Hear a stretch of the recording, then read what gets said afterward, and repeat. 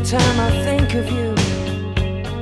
Well, being born in England, you know, we got like American Services Radio, Radio Luxembourg, and that played a lot of different things, but I think country stuff like Brenda Lee, Jim Reeves, the more pop country stuff was what I was singing when I was about 4, you know, and that sort of developed into skiffle music, which was big.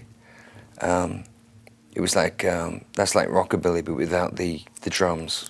As far as rock and roll goes, you couldn't find it anywhere. My Auntie Doris gave me a radiogram that had a radio in the bottom and a turntable in the top and a bunch of 45s and 78s. I actually remember holding the 78 of Bill Haley, Rock Around the Clock. You know, these things are like antiques now, but at the time they were just these really odd-looking records that were made out of Bakelite. They were really strange. And they had brown paper bags on them and stuff, and the label always looked like it came from the 20s. The Beatles came out, and they were on Parlophone, which is a small division of EMI. They had the same thing. The label always looked like incongruous, you know, it didn't look like it was rock and roll. But that's what was going on in Britain. It was incongruous. There was this entire undercurrent of energy and youth gone wild, you know, and it couldn't find a voice. Well, the Babies, I knew this guy that worked in a guitar shop on Shaftesbury Avenue, and I'd come to America to join a band in Cleveland. He sent me a postcard and said there was this manager trying to put a band together in London. And when I got home to England, a lot thinner, broke, I was living in London, and I went round for a drink with him, and he said, "You got to meet these guys." But it was a guitar player, Mike Corby, and a manager called Adrian Miller.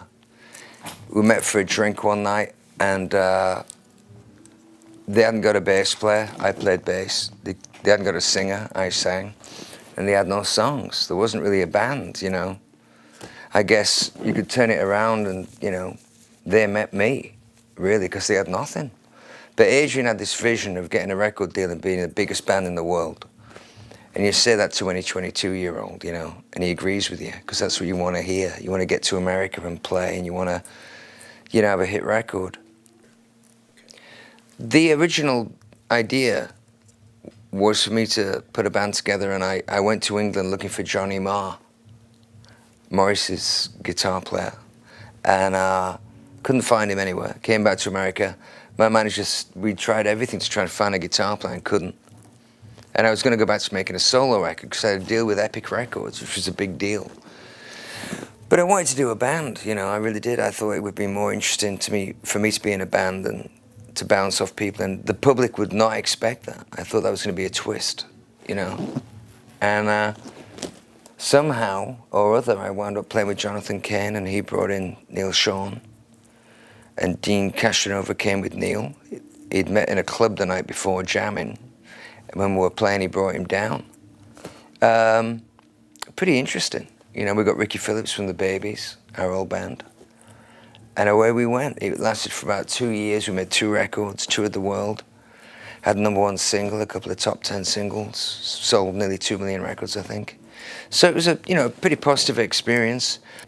I loathe that arena rock thing, I just do. I want it to be like the 70s, British rock, you know, just cut. And you can hear, you know, the strings on the guitar, and you can hear the guitar player stamping his foot. You know, it's very live. But it's exciting to me because the imperfection of something is what makes it beautiful. I'm very pleased about it. And we're on the road just hoping for the best and playing everywhere we can.